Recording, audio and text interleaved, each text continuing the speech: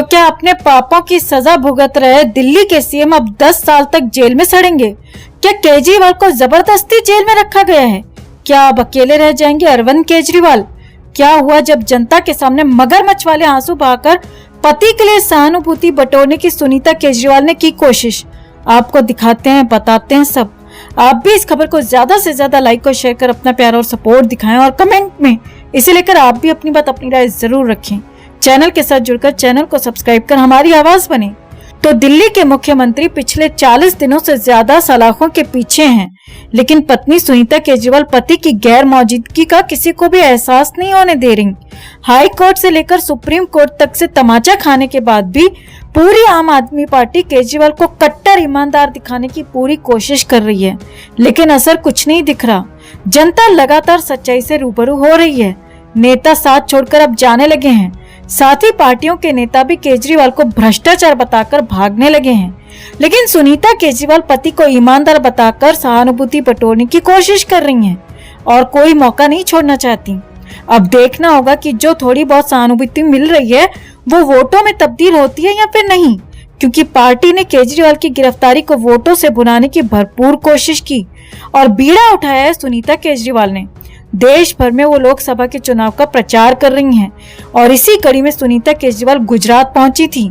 गुजरात जाकर लोगों से भावुक अपील की और कह दिया, क्या केजरीवाल को 10 साल तक ये लोग जेल में रखेंगे?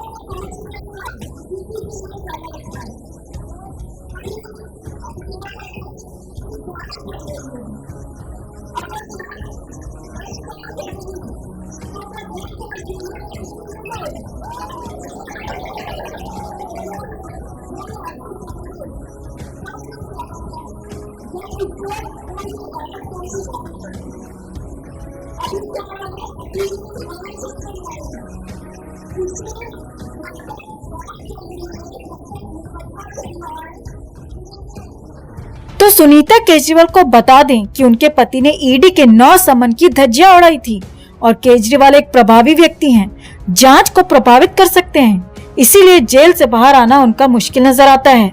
सुप्रीम कोर्ट के कुछ वकीलों से जब हमने इस बारे में बात की तो पता चला अगर केजरीवाल पहले, दूसरे या फिर तीसरे समन पर भी ईडी के सामने पेश हो जाते तो हो सकता था केजरीवाल को अंतरिम बेल मिलने में आसानी होती। ईडी अदालत के सामने कह सकती थी कि हाँ वो समन पर पेश हुए थे, लेकिन केजरीवाल ईडी के सामने पेश नहीं हुए, ऊपर से हर समन पर बहानेबाजी अलग करते रहे। ईडी का कहना है कि केजरीवाल एक मुख्यमंत्री हैं, एक प्रभावी व्यक्ति हैं और वो सबूतों और गवाहों से छेड़छाड़ कर सकते हैं, उन्हें प्रभावित कर सकते हैं। साथ ही जब 21 मार्च को केजरीवाल को गिरफ्तार किया गया और उसके बाद जब कोर्ट में ईडी और केजरीवाल के वकीलों की बहस हुई, तब ईडी ने कोर्ट को बताया कि असली किंगपिन यानी कि शराब घोटाले का सरगना या कहे मास्टरमाइंड अरविंद केजरीवाल ही हैं। साथ ही लॉबी से जो सारा पैसा आया वो सारा पैसा हवाला के जरिए आया और फिर हवाला के जरिए ही गोवा के चुनाव में पहुंचाया गया, खर्च किया गया। ईडी ने अपने दस्तावेजों में 45 करोड़ गोवा चुनाव में खर्च करने की बात कही। साउथ लॉबी के साथ जो मीटिंग हुई, जिस होटल में हुई, सब फुटेज ईडी के पास है। जिन लोगों ने हवाला के जरिए पैसा पहुंचाया उन सब के सबूत, उन सब के बयान भी ईडी के पास हैं और वो कोर्ट के सामने भी रखे जा चुके हैं। हाई कोर्ट ने अपनी टिप्पणी में कहा था कि प्रथम दृष्टया यानी कि प्राइमा फेसी सबूतों को देखने से पता चलता है कि केजरीवाल इस मामले में सीधे तौर पर लिप्त हैं, लेकिन अरविंद केजरीवाल अपने हितों के लिए, अपने शीश महल को बचाने के लिए, सत्ता का सुख भोगने के लिए कुर्सी से चिपके हुए हैं और उनके तमाम बड़े नेता केजरीवाल को कट्टर ईमानदार बताने की हर कोशिश कर रहे हैं। साथ ही आपको ये भी बता दें दोस्तों कि केजरीवाल की जो अगली सुनवाई 7 मई को होनी है, उसमें सुप्रीम कोर्ट केजरीवाल की अंतरिम जमानत पर सुनवाई कर सकता है, क्योंकि कोर्ट ने ईडी से कहा है कि इस अंतरिम जमानत की सुनवाई के लिए आप तैयार होकर 7 मई को कोर्ट आएं। कोर्ट का कहना है कि केजरीवाल अपनी पार्टी के संयोजक हैं, लोकसभा चुनाव चल रहे हैं और इस बात को आधार मानकर केजरीवाल को अंतरिम जमानत दी जा सकती है, उस पर सुनवाई की जा सकती है। ध्यान रहे, अंतरिम जमानत पर रिहा हो सकते हैं, केस से बरी नहीं, और वो भी इसीलिए क्योंकि 25 मई को दिल्ली में चुनाव होना है। तो देखने वाली बात होगी कि होता क्या है 7 मई की सुनवाई में।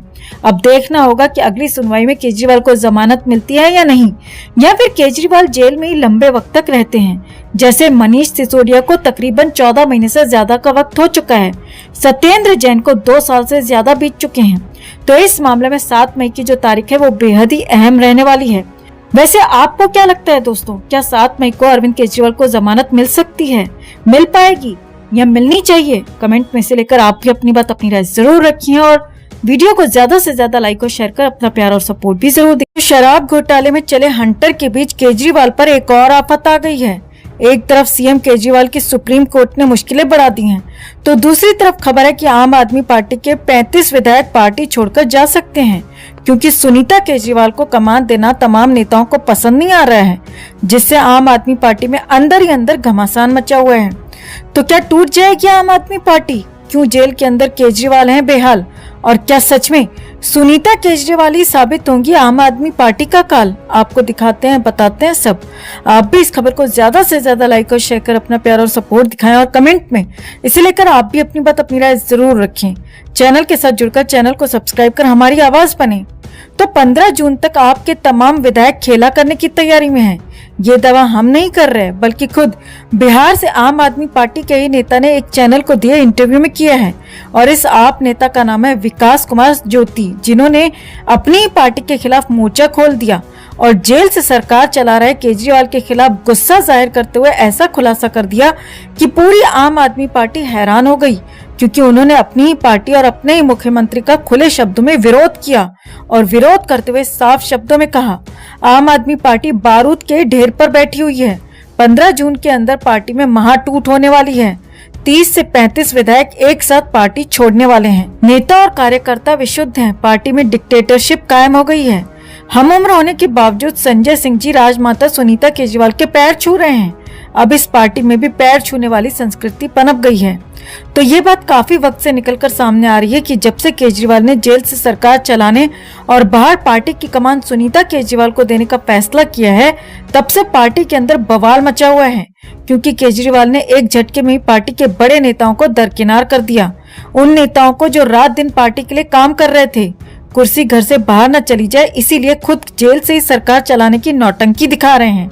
फिर चाहे दिल्ली का विकास हो न हो, जनता त्राहिमाम त्राहिमाम करे, जेल में बैठे सीएम साहब को मानो कोई फर्क ही नहीं पड़ता।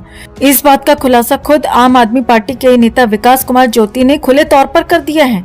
इसके आगे जो बात कही उसे सुनकर तो केजरीवाल का सिर ही चकरा जाएगा, क्योंकि विकास कुमार ज्योति ने केजरीवाल को इस्तीफा न देने पर भी खरी खोटी सुनाई